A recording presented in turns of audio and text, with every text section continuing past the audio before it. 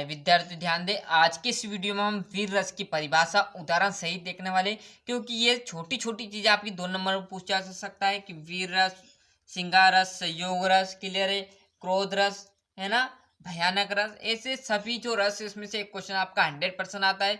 तो सभी रस आप याद कर कर जरूर जाइए, साथ में उनका उदाहरण। क्लियर है? तो देखिएगा वीर रस की परिभाषा। तो जहां पर किसी योद्धा का प्रसंग और जिस घोषणा उत्साह से भरे गीत सुनकर हृदय में उत्साह का भाव देखने को मिलता है, वह वीर रस कहलाया।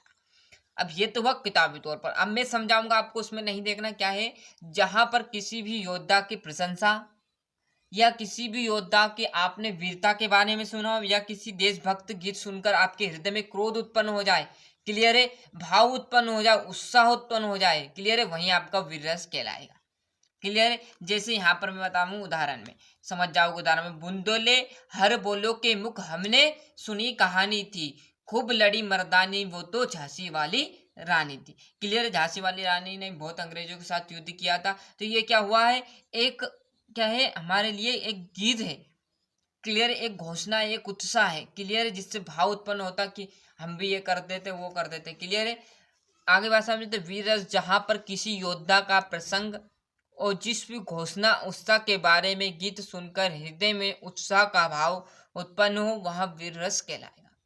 है ना? यहाँ पर आप उदाहरण भी बड़े तरीके से कर लेना, पहले से आपको पता होगा उदाहरण, तो बड़े तरीके से यहाँ से आप स्क्रीनशॉट ले सकते हो। ये हमारी वीर रस की परिभाषा और उसका उदाहरण था। क्लियर है? यदि आप सोशल साइंस और साइंस में अच्छे से तैयारी करना चाहते हो तो चैनल के प्लेलिस्ट में मोस्ट इंपोर्टेंट क्वेश्चन मैंने डाल रखे हर चैप्टर से।